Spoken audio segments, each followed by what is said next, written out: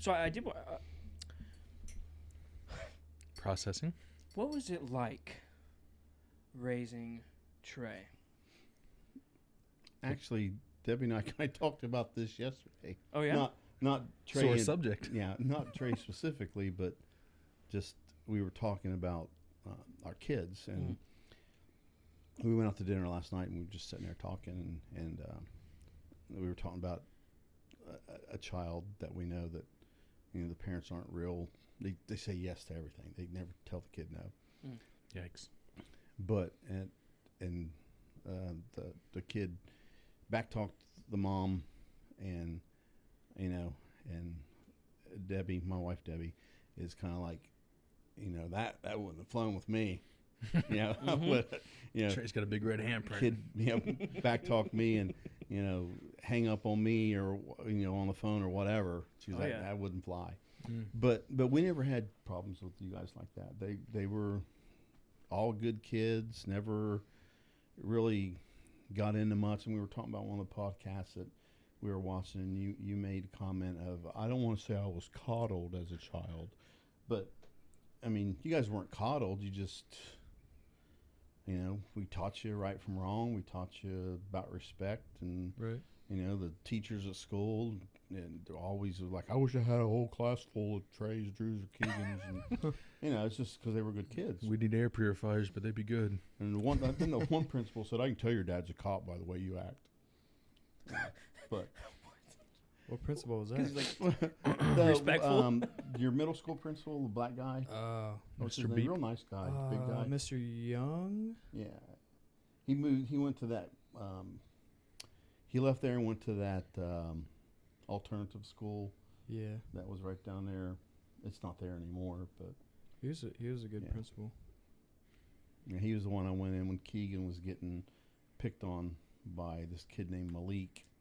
Malik would always punch him in the stomach, and call him fat or whatever. And Keegan was just, came home and he was just, if you know Keegan, he's not expressive. Yeah, he's not expressive, and it bugged him, but he really didn't say anything about it. And I was talking to him about it, and I was like, he was getting fed up with it. I said, are you bigger than this kid? And he's like, yeah. And I asked him how big the kid was. And I said, the next time he punches you in the stomach, I said, tell him, not to do it anymore. I said, and just shove him into the floor or something like that, and tell him you've had enough of it. And poor little Malik went flying. Well, he didn't do anything like that, but I'm like, you can't just let somebody pick on you. So I went to the school and talked to the principal, and I told him, I said, listen, I've told Keegan that not to let this kid do that to him anymore. And I said, Keegan's pretty reserved, and I said, but if he gets mad, out comes the hawk. Yeah. Cord coming at you. So, and I told him, I said, I've given Keegan permission to defend himself against this kid. And the principal goes, I know who it is. And I said, who do you think it is? He goes, it's Malik. So he knew exactly who I was talking about. Right. So the kid was already a problem. And so the principal took care of it, because I said, listen, Keegan gets mad, he's going to hurt the kid. Probably break him in half. And you probably need to get a handle on it right now, because I've told him, that he doesn't have to put up with it anymore. So. But that's, getting back to the question, we never had problems with anybody. Trey was hilarious as a little kid. He was just all over the place, 1,000 miles an hour all the time. He was a worm.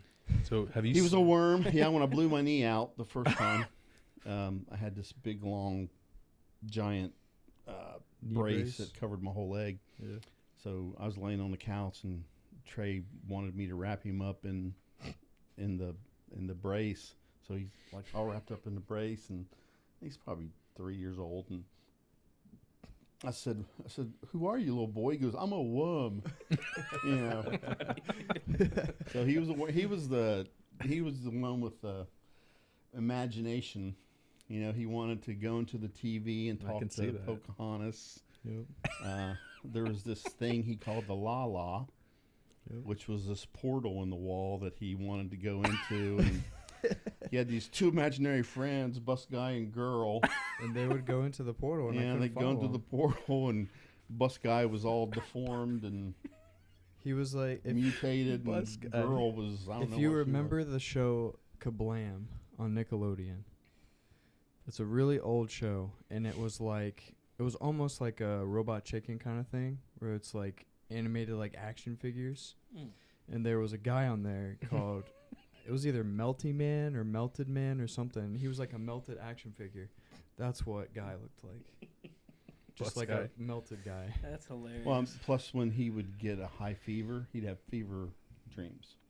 So he'd be asleep. I remember one time he thought all these Pokemon were on his bed trying to get him.